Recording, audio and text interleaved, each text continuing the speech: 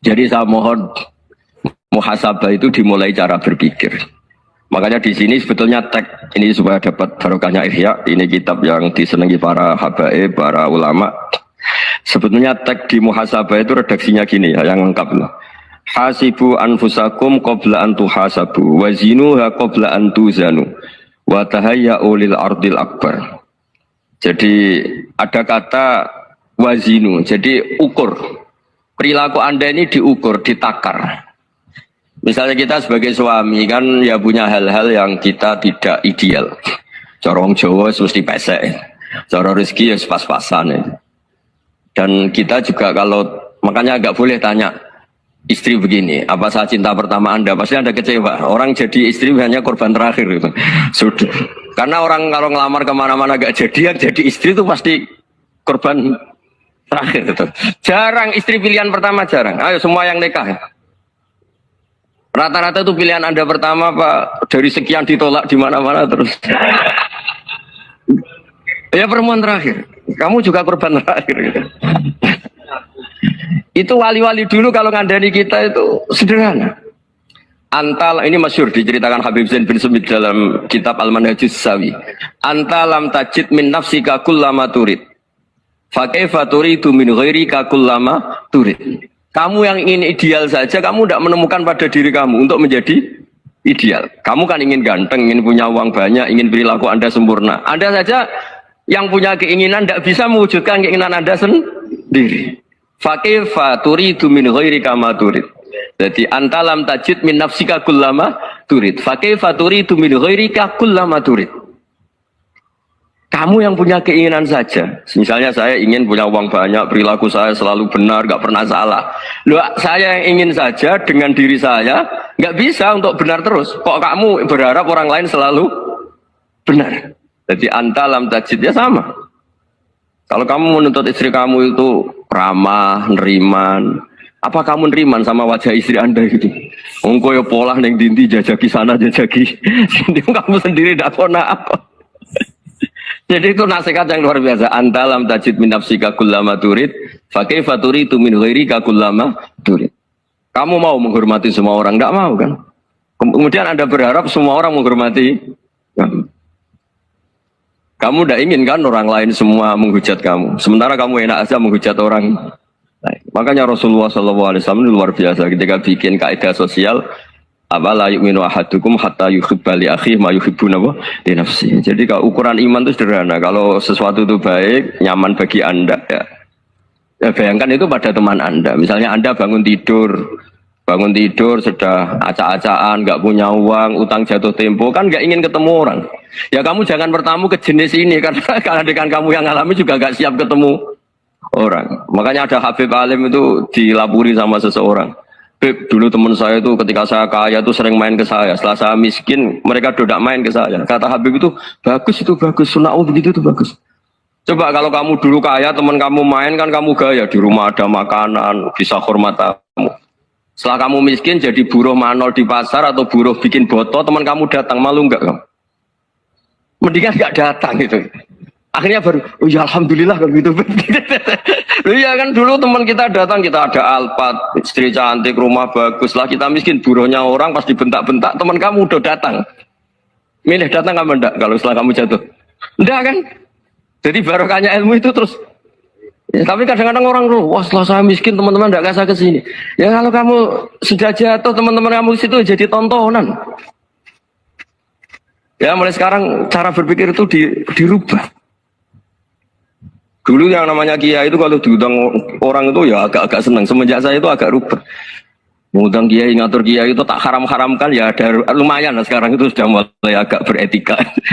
Dulu itu ngundang tuh tanggalnya ditentukan, jamnya ditentukan. Enggak mikir apa kiai saat itu nganggur, enggak. Punya wadifah, enggak. Dia milih tanggal yang dia nganggur, enggak mikir pas itu kiainya nganggur apa, enggak. Ya saya hanya cerita aja, kamu tersinggung ya monggo, boter ya monggo itu kan.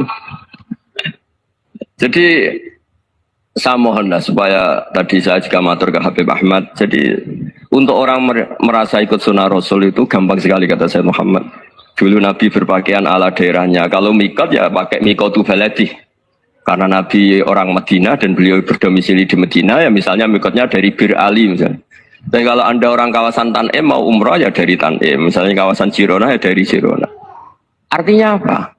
Kamu ngambil mikot karena Nabi mikot misalnya dari Bir Ali, bukan berarti kamu harus seperti Nabi di Bir Ali, kamu orang Mekah, misalnya kamu orang Tanim, orang ya harus dari mikot itu apa? Baladi. Sama, makanya di fikih-fikih itu kalau teknik anak, Nabi orang Arab, halawiyatnya kurma ya kurma. Kalau orang Jawa sedegan, semua bodoh-bodoh. Ya, bodoh-bodoh manis. Jadi ini tabaruk sama Sayyid Muhammad, ini ada murid beliau, Habib Ahmad, saya baca. Supaya orang itu merasa ikut Nabi itu gampang sekali. Ini saya baca di halaman, tadi disaksikan Habib Ahmad, 433 di kitab, apa begini? Manhajus Salaf fi Fahmin Nusus. Itu kata Sayyid Muhammad, wa kanat sunnatu Rasulillah annahu yat'amu ma yajiduhu fi ardi wa yalbasu ma yajidu wa yarkabu ma yajidu mimma abahu wa ta'ala. Faman istamala ma yajidu fi ardi fa huwa al-muttabi' lis-sunnah. Kama annahu hajjal baita min madinati. Faman hajjal baita min madinati nafsi fa huwa al-muttabi' lis-sunnah. Wa illam takun hadhil madinatu tilka. Jadi intinya misalnya Nabi dulu itu ngasih sedekah kepada fakir miskin ya pakai dinar, dirham. Ya kalau orang misalnya sedekah pakai rupiah ya sudah ikut sunnah Nabi. Jangan, Nabi pakai dinar loh, kamu kok pakai rupiah. Dulu dinarnya Nabi udah ada tulisannya Bank Indonesia, kamu ada tulisannya Bank. Ya tidak ada seperti itu. Ya jadi misalnya Nabi sedekah pakai tamar atau pakai al-aqid, ya kita pakai beras, pakai apa. Supaya orang tuh bahwa Rasulullah itu milik kafatal linnas, milik semuanya. Sehingga merasa ikut sunnah Nabi itu ya semuanya. Makanya dulu Mbah Mun kalau motivasi saya supaya bombong, kalau orang Jawa bilang bombong. Wong Jawa mesti ono wong alim. Beliau menyontohkan Mas itu Mbah Fadol, Senori, Mbah Ihsan Jambes. Itu bisa ngarang-ngarang kitab luar biasa. Padahal beliau bukan orang Arab. Imam Sibawa itu orang Persia. Imam Ghazali orang Tos itu juga ikut Persia. Kata Imam Mun, wong sing ora Arab lah mesti untuk jatah alim kata beliau. Karena Nabi itu diutus kafatal linnas. Nah ini kalau orang yang alim itu Arab tok, berarti tidak ada perwakilan dari Afrika, dari Asia Tenggara, dari mana-mana. Makanya karena Nabi statusnya itu kafatal linnas. Jadi kita harus bangga sebagai Muslim, sebagai orang Indonesia. Karena misalnya Wali Kutub, dulu terkenalnya hanya ada di Yaman, di mana. Ternyata pernah ada juga di Indonesia dan seperti Habib Abu Bakar Segaf Gresik. Jadi ya artinya kan tetap orang Indonesia meskipun beliau zuriyah Rasul kan ya sudah orang apa? Orang Indonesia. Zuriyahnya Habib Ali Simtuduror sekarang di Solo. Jadi Indonesia juga dapat alawin banyak dari Sadatin al-Alawin juga banyak. Jadi saya mohon barokahnya ngaji seperti ini. Melihat orang lain tuh gampang, bayangkan tuh kalau anak kamu. Makanya Nabi, nanti kalau nggak percaya lihat di Hikam nomor 15 di kitab saya itu. Di situ dijelaskan oleh Hikam, jangan-jangan semangat Anda pada orang yang maksiat, pada orang yang keliru supaya dihukum itu karena kebetulan itu udah anak Anda, itu udah keluarga Anda. Coba kalau itu keluarga. Makanya kalau saya guyonan di Jogja itu, ada pembantu mecahkan piring terus dimarahi majikannya. Saya mesti guyon gitu, pasti itu pembantunya tidak cantik. Kok bisa Gus? Andai kan cantik dan kamu senang mecahno piring satu, piring saya iso ngamuk. Ternyata ngamuknya itu karena mecahkan piring apa karena plus tidak cantik. Coba jawab para lelaki nih. Kamu marah sama orang maksiat tuh karena maksiat karena plus itu udah anak Anda. Bayangkan kalau itu anak. Itu hebatnya Rasulullah SAW. Karena kita yang salah pun kadung umatnya, Nabi tetap ngasih fasilitas syafaati li ahlil kabair min ummati. Kayak apa baiknya Nabi? Udah ikut maksiat tapi ikut fasilitasi ngasih syafaat. Loh kalau li ahlil ibadah kan wajar. Nabi ketika ini syafaati li ahlil kabair min ummati. Ya karena tadi logika yang dibangun Rasulullah itu logika yang luar biasa. Kita semangat orang lain kena hukuman itu karena kita tidak punya ra'fah, tidak punya rahmah. Coba kalau Rasulullah yang bil mukminina raufur rahim, semangatnya itu mendoakan supaya tobat, mendoakan diampuni. Dan itu juga yang diperintahkan oleh Allah Subhanahu wa taala, wastaghfir li dzambika walil mu'minina wal mu'minat. Ya semoga barokahnya ngaji ini, barokahnya Habib Ahmad, barokahnya Maulid Simtuduror, barokahnya semua kitab Madaih, Tiba Berjanji semuanya, barokahnya Ikhya, barokahnya Sayyid Muhammad, barokahnya guru kita semua, Mbah Maimun, bapak saya. Kita ini ngikuti manhaj, ya, ngikuti apa? Manhaj. Saya sering didhawuhi Mbah Mun, kenapa ihdinas siratal mustaqim bukan siratoka? Bukan jalan engkau ya Allah. Karena Allah itu nggak bisa kamu tiru. Allah itu tidak tidur, tidak makan, tidak kesel, tidak capek. Yang bisa ditiru itu siratal ladzina an'amta alaihim. Yang bisa ditiru manusia ya niru manusia. Karena Allah itu tidak bisa ditiru. Makanya ihdinas siratal mustaqim siratal ladzina. Dan niru siapa? Niru guru-guru kita.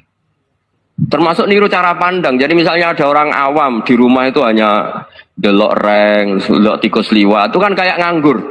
Kok ora tahajud malah mendelok reng. Melihatnya jangan gitu. Dua tarokal ma'asiyah. Dia di rumahnya tidak dugem, tidak kemana-mana. Dia berarti malam itu tarkul ma'asi. Tidak nyopet, tidak garong, tidak ke tempat maksiat. Susahnya apa sih husnudzon? Jadi jangan lihat wa tarkut tahajud, wa tarokat tahajud, wa taroka qiyamul lail. Oke ya, namanya orang begitu ya tidak tahajud, tidak qiyamul lail. Tapi susahnya apa sih kamu bilang wa tarokal ma'asiyah? Dia juga meninggalkan maksiat dan tarkul maksiat itu ibadah. Supaya orang tuh gampang lah husnudzon sama orang muslim. Ini orang mukmin, orang yang luar biasa. Di mata Allah itu orang yang luar biasa. Kayak tadi Imam Ghazali, kalau saya ketemu orang muslim kemudian dia tidak pernah baik, gimana? Kata Imam Ghazali, ma min muslimin illa wa islamuhu ta'ah. Tidak ada orang Islam ketika dia mentasbihkan Allah dan Rasulullah, berarti dia juga punya taat. Ya ini latihan saja, sing iso nglakoni Habib Ahmad kula namung cerita mawon. Kula cerita secara akademik, saya punya kitab, saya baca dan alhamdulillah kita paham barokahnya para guru dan supaya terbiasalah sebaik-baiknya ibadah husnudzon billah wa husnudzon bil mukminin. Soal tidak cocok ya diilmoni tadi ya, namanya enggak cocok ya jangan sering ketemu. Seperti Rasulullah SAW, beliau karena sangat mencintai Said Hamzah, ketemu orang yang pernah begitu sama Said Hamzah, ya beliau secara basyariah tidak siap. Tapi beliau secara cara bahasa sekarang, secara profesional, kalau beliau seorang nabi dan harus menerima tobatnya siapapun ya diterima. Saya meskipun dengan A, B gak cocok karena dia begini-begini sama saya, tapi saya ingat dia sholat, dia baca sholawat, dia mencintai Rasulullah. Ya kita hormat. Ya soal gak cocok ya di manage tadi ya, zurhiban tasdadhuban. Kalau dapati cocok ya jangan sering ketemu bawaannya enak nanti. Ya semuanya itu diilmoni lah. Makanya ngendikane Ma'ruf Al-Qurhi ada yang baca Al-Kharqi, mangqala fil yaumi salasa marrat aw marham umat Muhammad kutiba minal abdal. Karena semangat mencintai siapapun satu hari sering baca marham umat Muhammad, wa ma asli umat Muhammad, wa ma tajawaz an umati Muhammad. Itu mesti kutiba minal abdal. Dia pasti termasuk wali abdal. Maksudnya semangat mencintai. Ya dilatih lah. Misalnya Indonesia Power atau PLN, andai kan tidak ada PLN itu kayak apa? Orang nggak bisa ngaji, tidak bisa aktivitas, ya barokahnya ada PLN, barokahnya jasanya.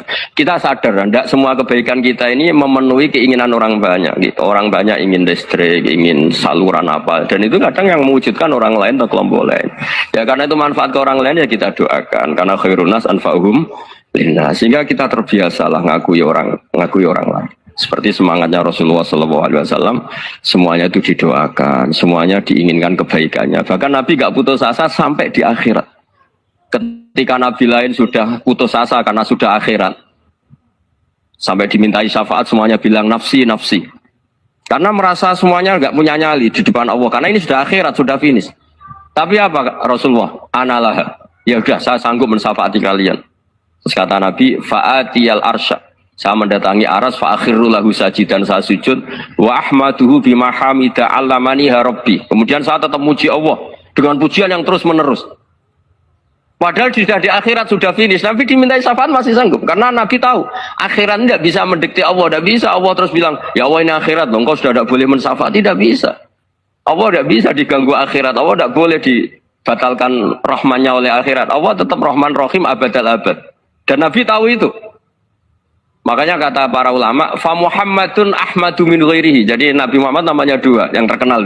Sebenarnya banyak yang terkenal dua, Muhammad sama Ahmad. Ketika Nabi punya nyali memuji Allah di akhirat atau sudah di akhirat, itu fa Muhammadun Ahmadu min ghairihi. Ketika Nabi lain sudah punya nyali muji Allah karena sudah akhirat, Nabi Muhammad tetap berani muji Allah di saat seperti itu. Makanya Ahmadu di situ kata ulama itu afal tafdil, fa Muhammadun Ahmadu min ghairihi.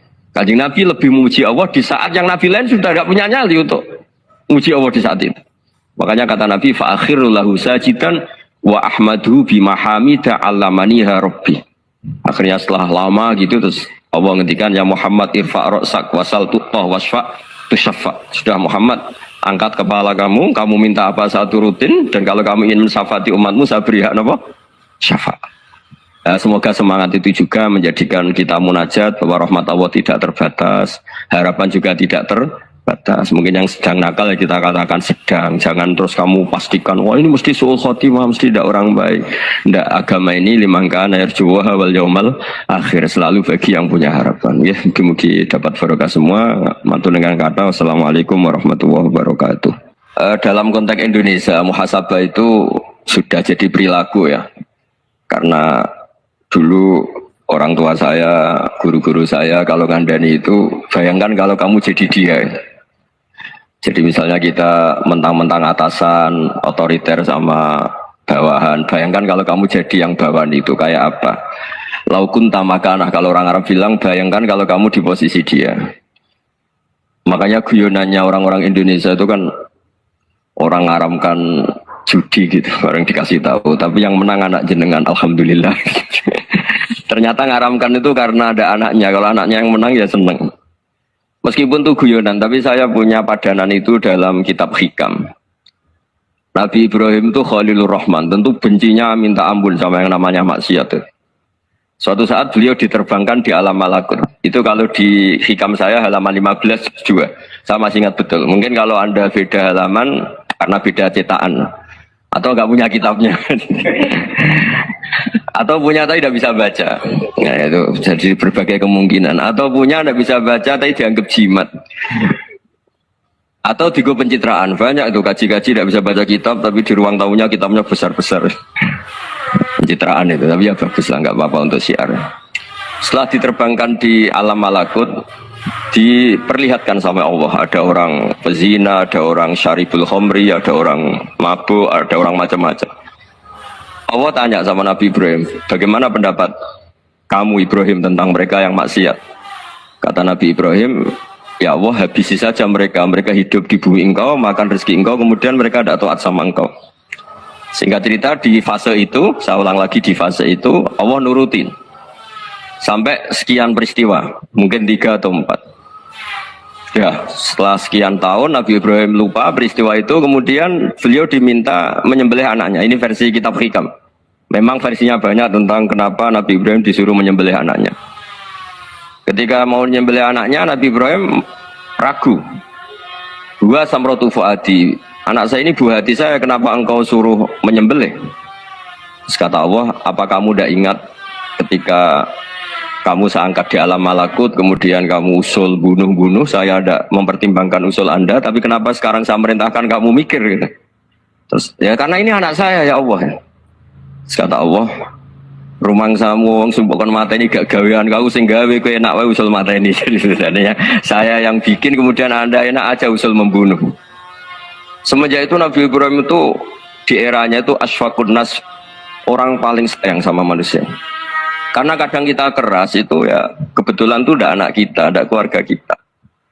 Cara orang Jawa itu kan gitu ya, kalau ada perempuan terus macak yang macam-macam pakai sepeda motor cowok terus wah itu luput suwuk, semoga-moga gini, tapi setelah dikasih tahu niku ponakane jenengan, semoga-moga selamat.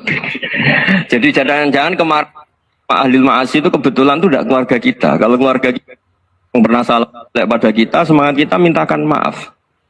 Jangan-jangan kita didikte hukum sosial gitu. Jadi orang yang salah kebetulan tuh orang yang menservis kita, atau keluarga kita, atau orang dekat kita. Jangan-jangan semangat kita mintakan ampun. Tapi kalau sama orang lain kebetulan musuh kita semangatnya minta itu kena adab. Nah ini yang nggak boleh dalam Islam. Islam mengajarkan niru Rasulullah SAW, Nabi itu rahmatal lil alamin. Bahkan kemarin saya ngaji virtual sama beberapa habaib, ada Habib Ali Al-Jufri dari Mesir, ada Habib Alwi dari Kuitang, ada Habib Nabil Al-Musawa. Dari sekian habaib itu saya masih ingat diantaranya yang didawuhkan rahmatan lil alamin itu ketika Nabi adahu kaumuh, disakiti oleh kaumnya, dan itu mereka masih kafir semua. Itu mereka dapat doanya Nabi, Allah mahdi qaumi fa innahum la ya'lamun. Kayak apa baiknya Nabi, orang yang menyakiti, yang melukai, tapi Nabi masih berdoa, Mahdi qaumi fa innahum la ya'lam. Sayyidina Umar dapat doanya Nabi itu yakhina kana kafiran, ketika masih kafir didoakan. Allahumma a'izzal Islam bi Umar. Itu ketika masih kafir. Itu pelajaran bagi kita bahwa yang sedang tidak cocok pun itu berdapat doa kita. Ya doa supaya kondisi kita baik, hari tambah baik. Karena agama ini, saya berkali-kali bilang, limangka nayarjuwa hawal yawmal akhir. Agama ini diperuntukkan bagi yang selalu punya harapan pada Allah Subhanahu wa Ta'ala. Saya cerita muhasabah ini tentang hubungan kita dengan Allah. Di Indonesia itu banyak orang fasik, banyak orang nakal. Ya di mana-mana orang nakal itu ya mayoritas, wa aksaruhum fasikun. Tapi berkahnya harapan. Mungkin saya kira nakal sok benda, mungkin saya kira sholat sok ben sholat, mungkin sekarang belum sakhok, belum dermawan, suatu saat dermawan. Barokahnya itu kefasikan ini dianggap sementara, sedang fasik, sedang tidak benar. Karena kiai-kiai kita, para guru-guru kita, para habaib utamanya itu mesti bilang semoga husnul khotimah. Nah barokahnya doa itu semoga husnul khotimah itu menjadikan satu pola sosial. Yang sedang fasik ini masih diharapkan jadi lebih baik, jadi lebih. Sehingga kita tidak ngambil sikap ekstrim, ya ingin menghabisi atau ingin mengadili, tidak. Karena selalu kita punya harapan. Dan agama ini limangka nerjuwo hawal yawm akhir. Bayangkan itu kalau yang nakal itu anak kamu. Pasti kamu nggak ingin kan langsung dapat azab, dapat apa. Padahal kita semua jadi tokoh ini abul kulli, bapak dari semuanya. Sehingga ketika Rasulullah SAW jalan-jalan kemudian melihat perempuan sedang menyalakan api. Kalau apinya mati ditiup, anaknya dijauhkan. Nanti kalau sudah jauh dari api, anaknya digendong lagi. Terus kata Rasulullah, matur ke semua sahabat, Aro'aitum anna hadih tarihatan waladaha alan nar. Apa kamu berpendapat bahwa perempuan ini akan melemparkan anaknya ke neraka? Tidak ya Rasulullah. Tidak akan seorang ibu melemparkan anaknya ke api. Jadi kowe ngekeki wong liya, cek niat hadiah, cek niat hibah. Tapi neng atimu motive suatu saat untuk lebih nopo banyak. Niku nak cara tiang-tiang sing sae wis dianggap riba. Paham ya? Kaya kowe dadi mantu, mertuamu loro-loro, mbok tukono balsem. Terus tujuannya untuk Tegal.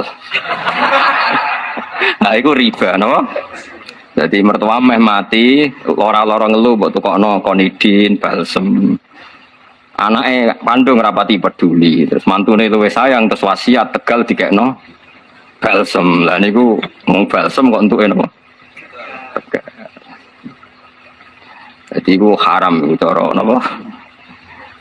Jadi angel ngaji ku ya angel urip ku angel. Jadi kowe ngaji aku lho, ngaji ngene loyal ngene tok njaluk swarga riba. Ngaji ra tenanan kok njaluk apa?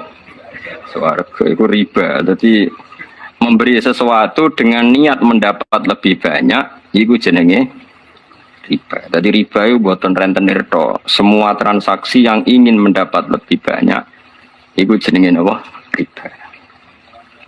Ada di mulane jegeman ke ngaji nan bu swarga ngaji nih tenanan kok jaluk swarga itu riba, tapi riba sing halal.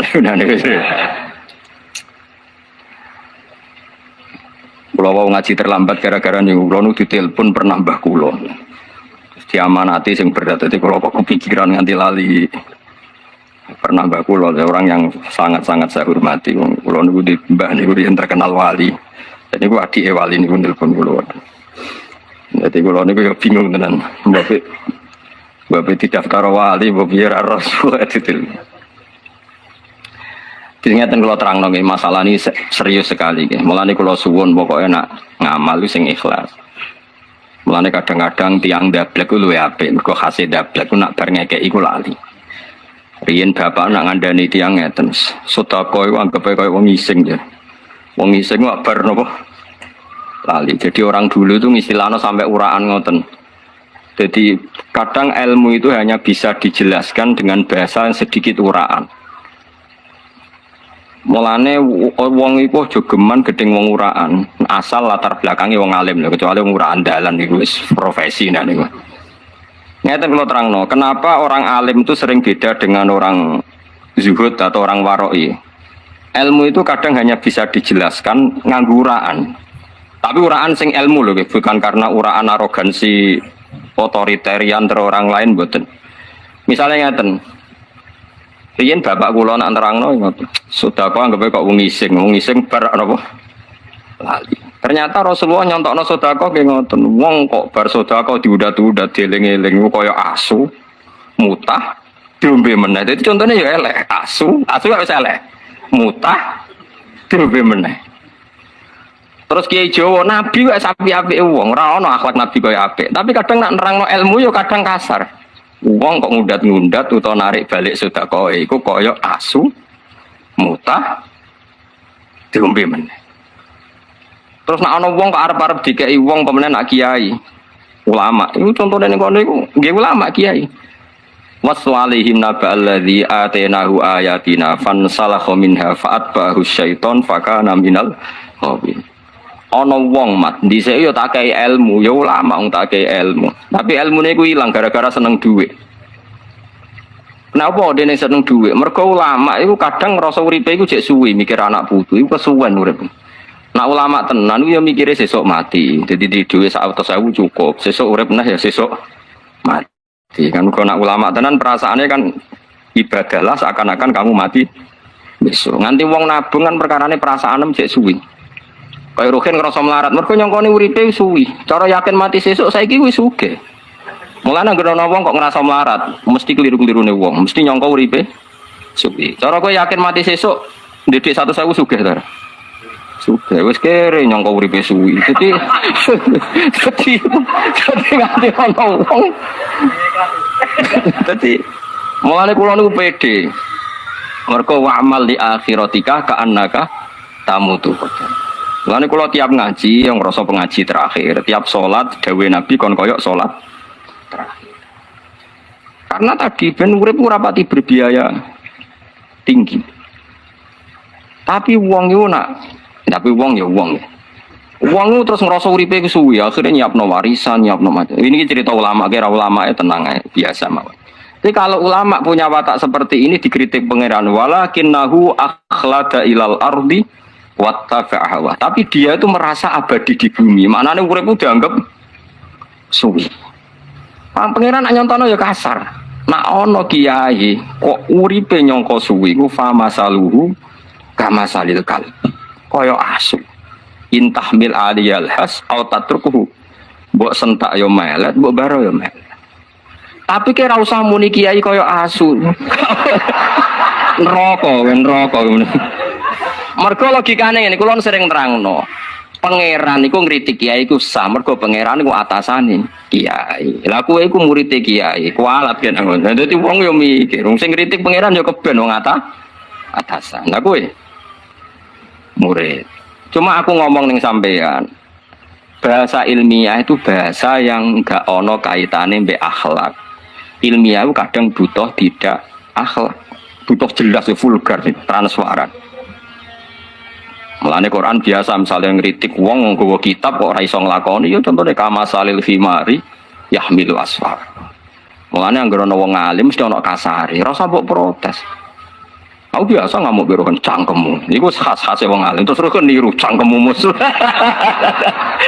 Ajan aku ngomongnya sunnah mergo wong alim lah ruhen dosa ngomongnya Mustafa ngono dosa. Ini cerita. Sebab itu kejo kaget, misalnya nyun sewu kayak Yesus ya. Yesus itu kan jari anaknya pangeran. Orang-orang Kristiani itu mau muni Yesus anaknya pangeran, tapi rawane nyeritakno kelone pangeran itu kapan? Makanya Quran yang ngeritiknya gitu. Saiki nak aku dia anak jari pangeran, anna yakunu lahu waladu walam takul lahu sohibah konco turu konco wedok. Lah iya wani nyeritakno dia anak kok, ora wani nyeritakno piye carane kelon. Pangeran begitu. Makanya di Jakarta terus rame dianggap penistaan agama karena sebetulnya itu ilmiah biasa. Kalau Allah punya anak lalu bedanya siapa? Kan sudah di vulgar. Sing nulung kelahiran nih, sopo. Bayarnya piro pas kelahiran kan terus jadi panjang. Tapi saya pastikan dalam teori-teori ilmiah, Quran, Kanjeng Nabi sing jarene dan kita yakin tentu ya akramul khalqi. Iku wae gak iso menghindari bahasa vulgar. Tentu untuk Nabi gak kita bahasakan kasar atau arogan, tapi tetap gak bisa menghindari bahasa vulgar tadi. Karena ilmu itu butuh apa? Vulgar. Mulane wong alim coba padakno wong toreko beda, tradisine beda. Wong alim to miso-miso. Karena tadi ada ilmu yang harus dijelaskan dengan kasar. Misalnya nyontokno wong tomak, mbok contohno apa jajan? Wong tomak wong kepinginan. Yes, gelem ra gelem contohnya kama salil kalbi koyo. Tapi kowe ora usah anut Quran dalam konteks seperti itu. Mergo Quran ngritik ulama iku Allah atasane ulama, lha kowe atasane ulama kok. Makanya ya, kalau Rasulullah itu kadang misalnya negur sahabat, terus kayak katut-katut negur sahabat. Lha kowe apane? Sahabat. Mana kadang wong salah kaprah, misalnya Mbah Mun negur putrane, terus santri ora pati seneng mbek putrane sing iki. Wong jare Mbah Mun ngene cangkemmu, iku Mbah Mun atasane ngritik putrane salah kowe. Jadi wong kudu sadar napa? Kudu napa? Tapi saya pastikan dalam tradisi ilmu itu memang kadang kasar kayak tadi, pangeran ngritik. Bagaimana mungkin aku dia anak? Saiki critakno kancaku wedok iku sapa? Anna yakuru lahu waladu walam takul lahu sahibatun. Mana sahibatun konco wedok. Kok iso aku barani anak kancaku wedok iku sapa? Pacaranku piye, kumpule piye, terus piye kelahiranku piye. Terus kedua ana paradok. Paradok ini juga menghilangkan tradisi kasar, omongan kasar itu dadekno ilmu iku luwih gampang dicerna. Misalnya ini ya, rongono gini. Misalnya rongono. Kan gue cangkem mes elek karek modifikasi dadi ilmiah maksudnya. Jadi ini para pencangkem elek tak kei ben ki dadi wali, teruskan cangkem elek tapi dimodif dadi napa? Ilmu. Misalnya begini. Pangeran nak ngritik teori nak Isa iku pangeran. Iku ngritiknya mau ngene tok. Mal Masih ibnu Maryam illa rasul qad khalas min qablihi rusul wa ummuhu siddiqah terus kana yakulani ta'am. Isa dan ibunya itu doyan sego. Coba sekarang terus kena cangkem elek. Terus nanti kelihatan kalau Isa itu tidak Tuhan. Misalnya Isa, aku bakul bakmi. Nah, wong Yogyakarta seneng mana kan? Apa? Bakmi ya kan? Bukan zaman suka sering makan bakmi. Jangan melarat terasa wes. Terus Yesus jajan bakmi ning Ruhin. Makan bakmi entek rong piring. Alhamdulillah Gus mau ditamoni pangeran kula sugih entek rong piring. Lah terus piye kan? Nggih warkus ape bayar mboten angsal kula. Paradok gak kowe iso bayangno pangeran mangan bakmi. Terus misalnya alhamdulillah Gus mau dipinarai pangeran kula saged nyuguhi, terus saged macam-macam Gus. Ketoke dare gelap Gus. Kuat coba. Tapi kekacauan ini yang mempertegas bahwa Yesus itu tidak mungkin Tuhan. Jadi kadang kudu cangkem elek. Kowe ra iso nerangno cangkem api-apian. Mulane pengiran nerangno yo kana ya kulan kok sembarani pengiran biung tuan sego. Ya itu terus coba bayangkan terus ada orang cerita, alhamdulillah Gus diwingi pengiran dolan tenggen kula aturi dahar ketoke lahap Gus. Lah pas dolan nggo nempun lemes mun but. Lemes kirang mangan Gus kula sekali mangan itu terus sehat malih. Lho kado gak? Justru dengan penjelasan yang kasar ini menjadi jelas kalau Yesus itu tidak Tuhan. Mulane ke jogeman gedeng wong alim cangkem elek. Kula tetep cangkem elek. Tapi kula sunnah, nanti sunnah itu ada motif ilmiah. Nah cangkem-cangkem elek sing asli-asli ngoten iki kan. Nah itu bisa dibangun sebetulnya untuk apa? Ilmiah. Gak iso.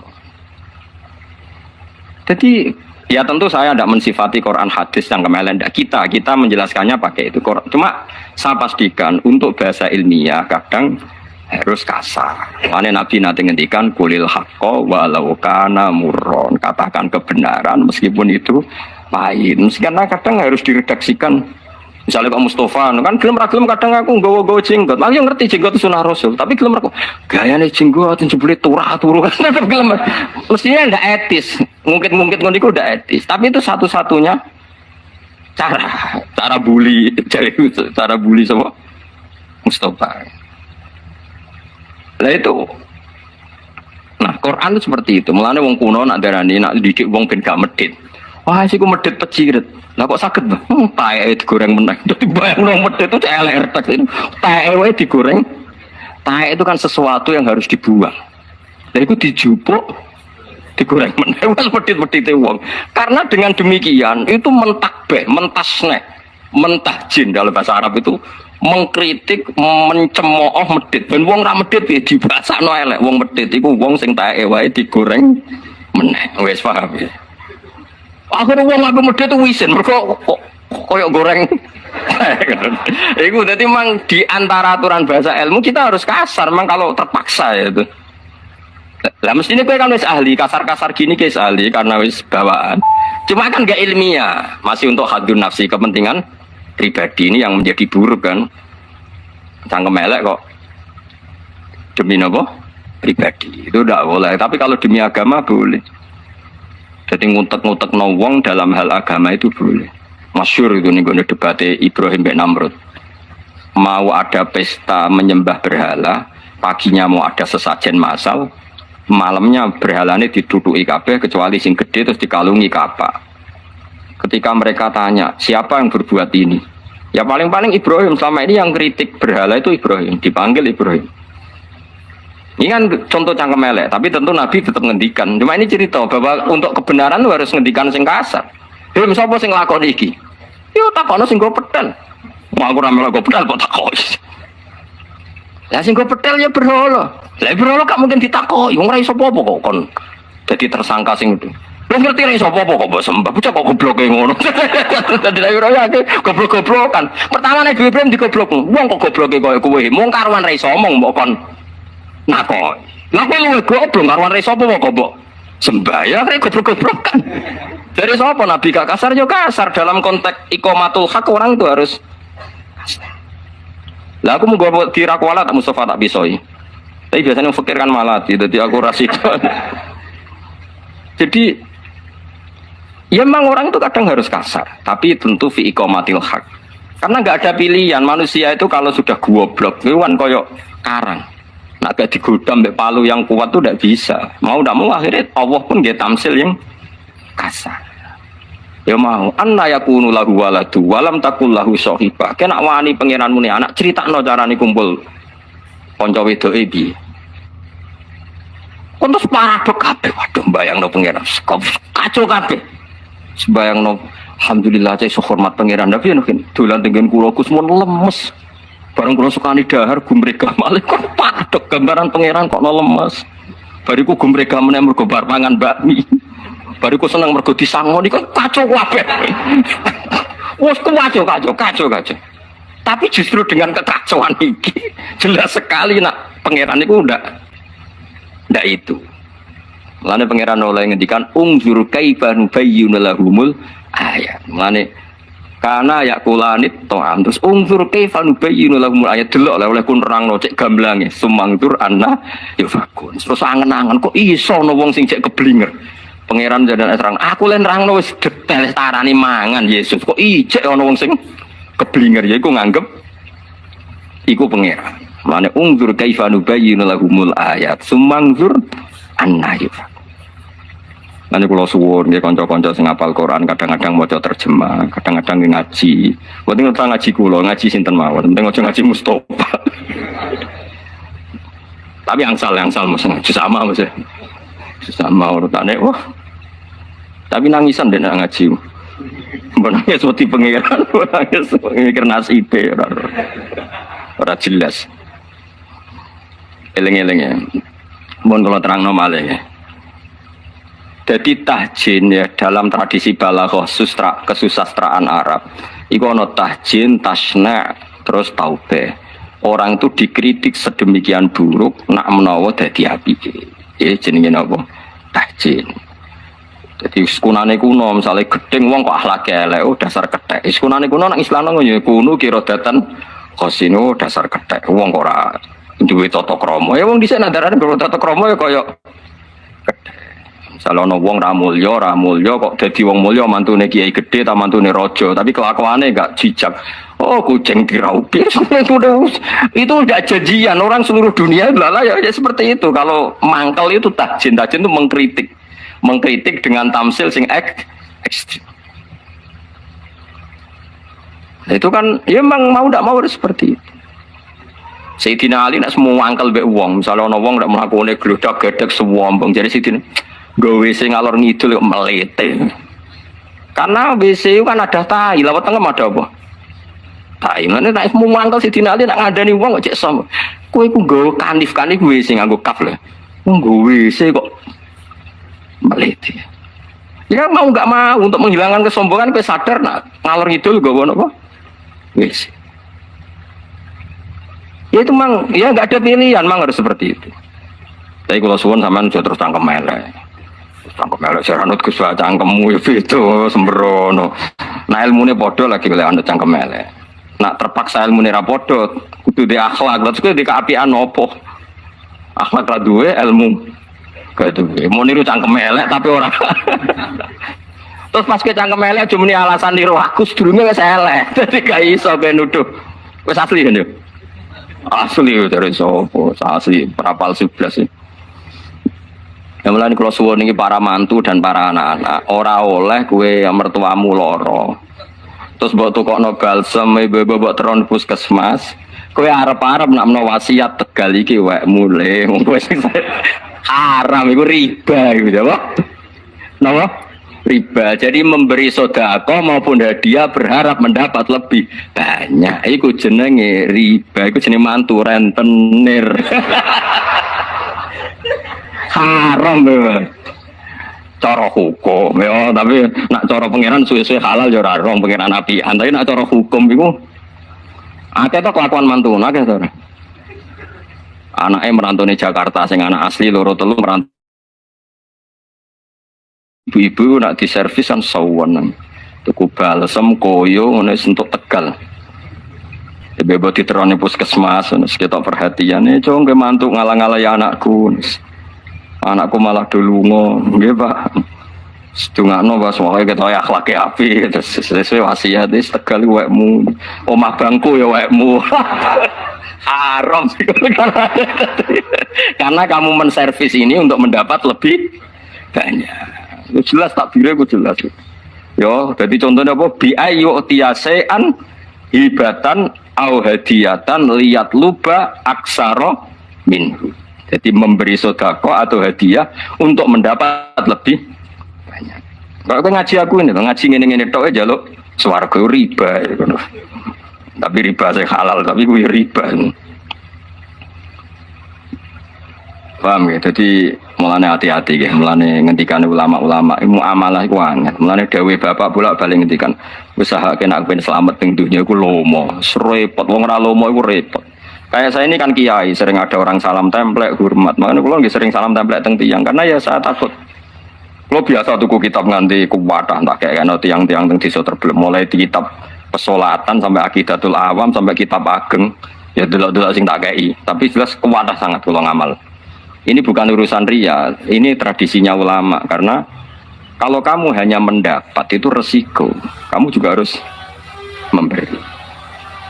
Dan nggak apa-apa kita memperlihatkan sodako, karena mengindikannya pangeran induktus sodakot fani imahi. Kalau sodako kamu perlihatkan itu bagus. Karena nanti kalau ulama itu nggak melihatkan lo mau demi menutupi sodako, wedi riak, terus dia ini ikhfa, nyimpen sodako. Akhirnya sak kampung medit kabeh. Alasannya kiai ini yom. Medit, mereka sodako mau ketok jadi wedi riya. Akhirnya kampungnya darah ini dia kiai medit. Sak kampung medit kabeh anut kiai ini malah rokok kabeh. Lainnya kadang kita harus paksakan ibda intu bidus sodakot fani imahi. Sodako kadang-kadang harus kamu perlihatkan dan itu bagus sekali kata Allah. Fani imahi itu terjemahan itu bagus sekali. Meskipun ya tentu ada pilihan wa intuhuha wa tutuhal fuqara fahuwa khairul lakum. Tapi tentu ya ada saat kita harus ya ikhlas juga sama. Tunjukkan nak kowe ngaji kok ikhlas. Disalami template ngajine yang ngono, ora yang ngono ya sama. Dihormati yang ngono ndak ya sama. Saya ngaji begini itu konsisten. Kowe roh aku yang ngaji ngene iki ora roh aku ya sama. Tunjukkan kalau kita ikhlas. Meskipun ikhlas itu rahasia tapi tunjukkan, dilatih. Karena semua amal baik itu sebaiknya diperlihatkan supaya bisa ditiru. Mulane kritiknya Imam Ghazali, sama lihat nanti di Ihya itu. Imam Ghazali itu cerita, banyak ulama zuhud yang mendewa-dewakan amal isror, amal rahasia karena terbebas dari ria, terbebas dari penyakit ria. Oleh kritik Imam Ghazali ini.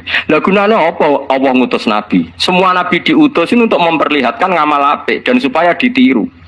Umpama amal sing ditutupi luwih apik tinimbang amal sing dipertontonkan, tentu nabi kon nutupi amale apik kabeh. Ra sidono nabi ora ana contone. Paham? Ya tutup toh. Tak baleni meneh ya. Umpama ikhfa menyamarkan amal segala-galanya terus nabi diutus kok napa ya aku takok. Kon nyontoni kan? Nyontoni ben didelok umate ditiru. Nabi sholat duhur duwelek. Terus piye oleh sholat duhur? Peniru nabi lah, ngerti golek didelok duwelek mergo wedi riya. Terus oleh sholat duhur nganggo anut sapa? Mulane banyak amal apik yang harus kita tontonkan. Mulane Nabi ngendikan ya sallu kama raaitumuni sholli. Cuma nek sholat delok aku. Ya sudah delok. Gak apa-apa misalnya kayak aku ngomongin, hen kenapa ngalim niru aku. Wes maca tafsir Jalalain kayak aku pas maca. Wae rofa ya rofa, wae nasab nasab. Waktu sampai wae nasab mbok jerno misalnya seperti itu. Ya harus ngomong. Makanya Imam Ghazali mengkritik fa ayyurut batin ajallu min rutbatil anbiya. Wahum yu'linuna bil khairat wa hum yu'linuna bil hasanat. Enggak ada derajat yang lebih tinggi ketimbang derajatnya para nabi dan mereka saat melakukan kebaikan ya dipertontonkan, diperlihatkan. Karena tadi kebaikan harus berkesinam dan itu harus ada yang nyontoni. Ulaikal ladzina hadahumullah fa bihudahum muqtadi. Nah, soal nanti di hati atau amal tertentu oke kita ikhfa, misalnya tahajud. Menurut saya kalau mungkin ya jangan jamaah karena tahajud min awalil amri termasuk sholat yang enggak disunatkan apa? Jamaah. Itu pun masih ada ulama mengatakan kalau ada orang awam yang ingin latihan tahajud enggak apa-apa jamaah karena nyontoni. Pokoknya semua sholat yang enggak disunatkan jamaah itu bisa sunat kalau gue nyonton. Itu masyhur itu di kalangan ahli fikih. Ya biang. Ya memang harus seperti itu. Makanya semua ulama itu punya tradisi nak ngamal apik itu dipertontonkan.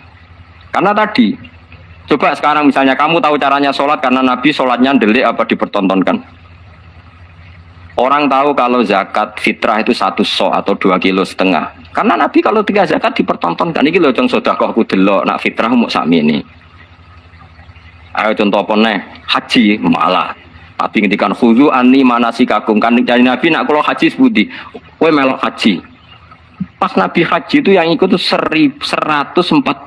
Ayo catat ya pinten yang ikut Nabi haji waktu itu 114.000. Karena semua diumumkan Nabi, ayo ikut saya haji. Kemudian melihat apa saja yang saya lakukan ketika haji. Khudu anni manasikakum. Kemudian Anda meniru cara saya haji. Itu dipertontonkan apa delik? Dipertontonkan. Kemudian sekarang orang mendewa-dewakan amal ikhfa. Alasannya ben gak riya, ben gak ujub. Kenaan wong medit. Kok ora tau sedekah, ora tau nyumbang masjid. Ya sedekah ta ora ana wong roh. Kok ora tau mulang ta apa? Ya mulang ora ana wong roh. Mulang jin. Mulang kok ora ana wong roh. So, aku ya sering sedekah ora ana wong roh ya mek wong demenane ora ana wong roh sembrono. Begitu juga kenyataan yang kamu khayalkan itu ada juga nggak pernah. Misalnya negara ini dapat rezeki min Allah, diatur oleh Allah al-mudabbir. Allah itu yang ngatur rezeki. Kalau Allah yang sudah ngatur rezeki, Allah yang paling kuat, Allah yang ngatur semuanya. Semua yang ada di dunia itu mau variasi. Ayo gantung no kesejahteraan negara kok bergantung presiden. Itu tauhidmu nang ndi? Tobat ya paham. Yes pokoknya dojo gak ada pangeran. Soal milah ya milah sesuai istihad. Sementing orang sesuai order paham ya sesuai istihad temen. Tapi kita tetap yakin al-mudabbir Allah, ar-razzaq Allah, al-fatir Allah. Sehingga yang lain tuh variasi. Kayak kula ngenten sampean sing ngaji kula kan yo kathah. Tapi aku yakin al-hadi yang memberi hidayat itu Allah. Sehingga saya tidak perlu kumoluhur di ngajeni wong ngene-ngene iki. Kabeh sing gerakno Allah. Ya sudah seperti itu. Nah, terus lalu ada orang mengatakan begini. Donya makmur iku nak sumber pangannya ada. Misalnya sumber pangan ono terus gempa apa apa. Mulai dari Imam Ghazali nak nyontono luwih elek meneh. Kowe nak ngeloni wong ayu kowe nak. Terus misalnya wong ayu mbok keloni terus ana gempa. Artinya omongane wong ra ono sing bener. Berarti kan kalau omongan bener ngene, ngeloni wong ayu kowe enak, saat iku gak ono gempa, saat iku gak merengut, saat iku. Tapi nyatane wong kan mau ngomong ngeloni wong ayu iku enak. Padahal syaratnya kowe iso ngeloni enak pas sampai gempa. Kowe iso ngeloni enak pas ngamuk. Nah, semua yang dikatakan manusia itu berpotensi tidak valid karena ngomongnya sepotong dan yang bisa gitu hanya Allah Subhanahu wa ta'ala. Sebab itu hakikat yang kita pilih adalah barang batil semua kecuali sesuai pilihannya Allah Subhanahu wa ta'ala.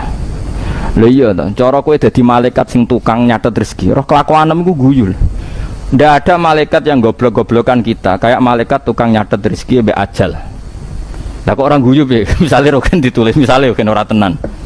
Misale umur mesti kira. Piro? 40 cenok. 50. Oke, Bos. 52 kok cenok. Mosok 52. Bodoh ni masuk. Pira-pira gini. Ora dendam coba. Misalnya Mustafa itu mulai 40 tahun mergawe keras untuk hari tua. Ini bayangannya hari tua itu umur 70. Tak balen malah ya. Mustafa itu mergawe tenan umur 40, asumsine kayak wong kota-kota lho. Asumsine tunggu hari tua umur pinten? 70. Berarti mergawe untuk berapa umur? 30 tahun. Terus malaikat bagian ajal ngerti, apa mati sesuk. Malaikat rezeki ya ngerti, wah aku sesuk pensiun, saiki kan sesuk mati. Terus kamu dua niat mergawe untuk masa depan, kira-kira diguyuk gak? Bocah kok gobloke ngono, ngapain mati kok? Iya ta, kira-kira. Cara aku jadi tugas malaikat paling seneng ya malaikat bagian rezeki, ben iso ngenyek. Betapa bodohnya kita. Betapa golek rezeki sing kowe ora bakal nganti hari tua. Kutong ngene. Wah, anakku tak warisi akeh ben makmur. Malaikat ngerti, anak misalnya jenenge Joni, tukang ngentekno donya. Sekali bapaknya mati didol. Sing anak wedok ya ngono, sekali bapaknya mati didol. Kowe nyifati donya, donyaku akeh ben anakku uripe makmur, ben jelakar tok anak putu. Sementara catetane malaikat kelakuane anak tukang ngentekno donya. Kira-kira antarane sing mbok khayal mbek kenyataan dadi lelucu gak cara malaikat? Lucu. Itulah kita ini sering menghayal sesuatu yang nggak pernah wujud. Kue nyifati dunia manfaat gua anak putu kan mesti wujud. Lain di sini kebodohan kita. Mulane Allah nyifati manusia wa kanal insanu zaluman jahula. Wis akeh dolime, akeh gobloke. Zaluman ora dolim biasa banget, dolime jahulan banget, gobloke. Mesti. Karena tadi kita sering berkhayal sesuatu yang nggak pernah nyata. Nah, mulane nak kowe diangen-angen niku sifate angen-angen sing diridani Allah. Misale bayangno, kenapa kok ngumpul donya? Ngumpul rahmate pangeran. Semune ngono. Jadi pangeran yo kena dinyang. Kenapa mus ngumpul rahmate pangeran? Nah, kenapa ngayal kok tinggi-tinggi? Ngayal rahmate pangeran. Iku insyaallah pangeran maklumi. Mergo tapi ada muni untuk hari tua jare malaikat. Sesuk tak pletes kok kowe hari tua. Nah kita itu sering begitu, padahal barang batil itu gak pernah datang. Artinya kue nganti tua itu gak pernah datang. Tapi kue ngayal tua. Nah bayangkan oke lah kalau kesalahan itu kan kesalahan dalam khayal hidup, gak apa-apa, Allah maklumi.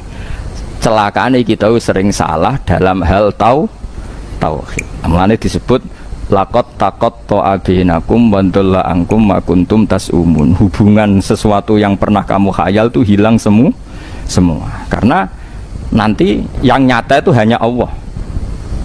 Misalnya ngeten kalau ngaji teng putih-putih kalau fatwa karena ini pasti benar, tidak mungkin salah, pasti benar.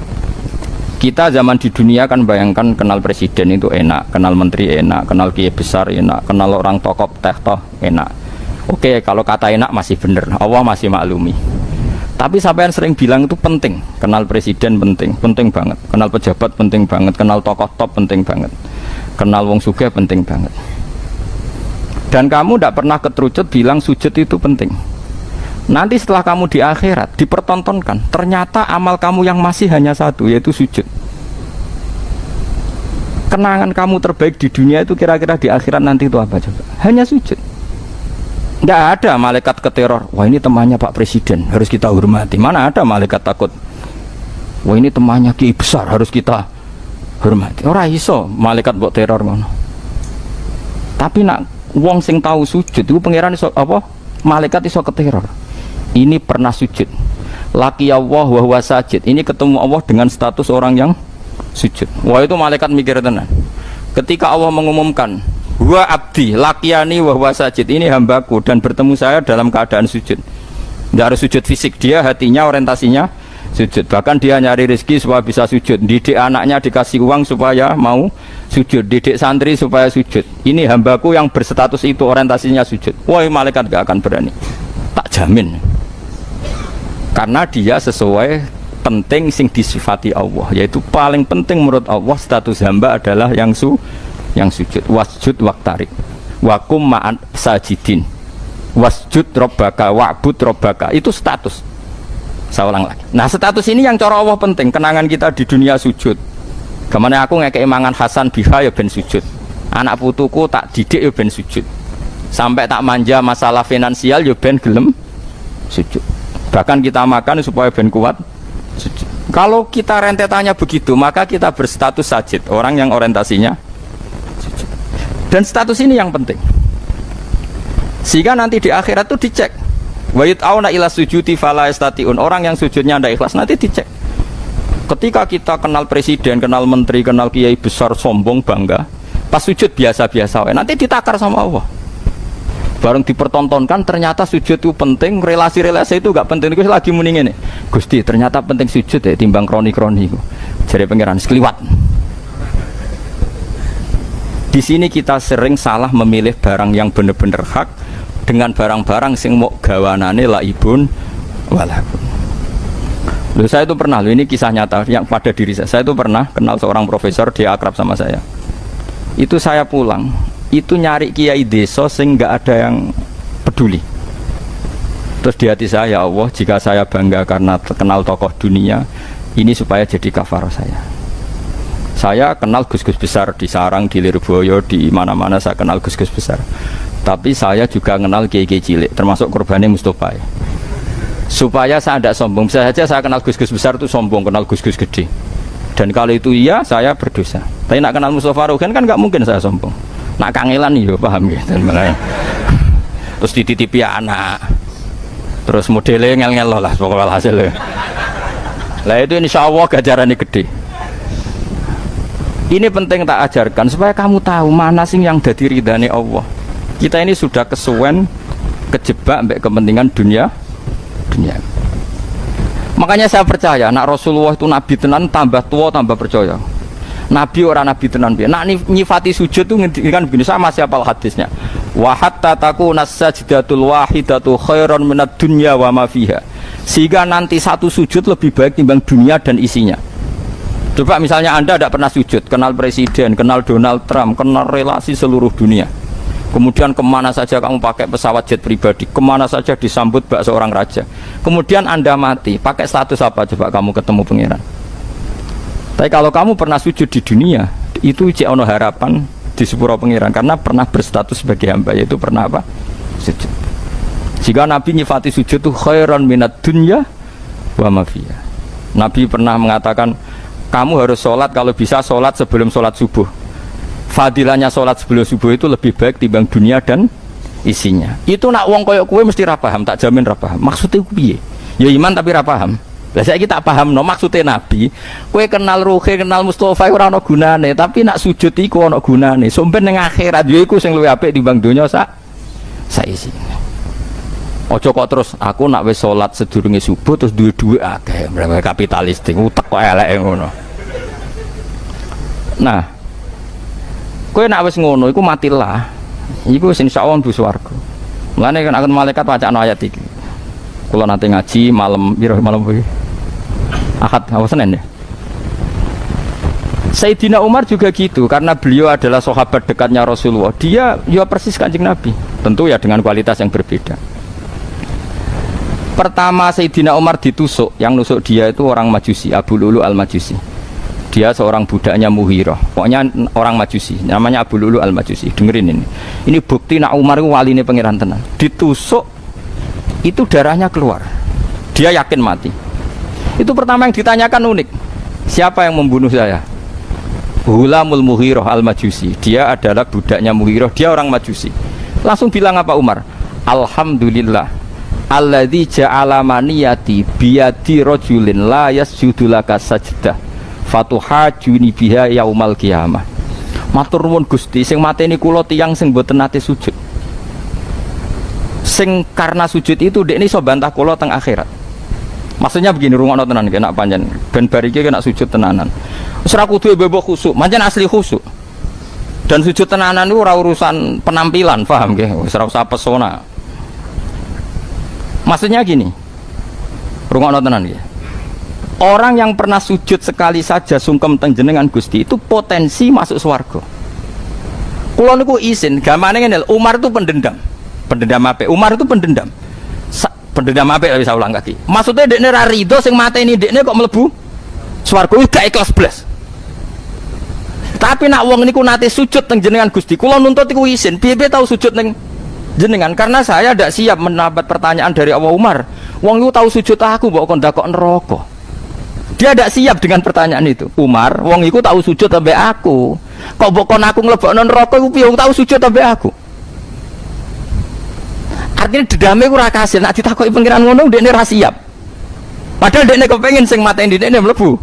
Makanya dia matur nuwun Gusti, yang bunuh saya adalah orang yang enggak pernah sujud sehingga dia bisa beradu argumentasi dengan saya hanya karena pernah sujud. Paham sih maksudnya? Betapa esensinya sujud. Tapi kita enggak kesuwen. Satu ambisi yang penting yang menang 0 sekian. Puas. Kowe sujud bedino itu nikmat terbaik Anda di dunia ya sujud iku. Liyane variasi urip, kita bernegara butuh presiden, butuh caleg, butuh ketua partai, macam-macam lah. Ketua partai apa wae sing ketangkep sing ora ketangkep tetap butuh. Itu variasi tok. Tapi kamu jangan pernah gantungkan negara ini pada itu. Negara ini pernah dijajah Belanda. Ya baik-baik saja karena diurusi pengiran. Di CU Mojopahit ya baik-baik saja. Dulu ada PKI ya baik-baik saja. Saiki mau ono pemuda milenial ya baik-baik saja. Paling banter cobane anak pang ya baik-baik saja.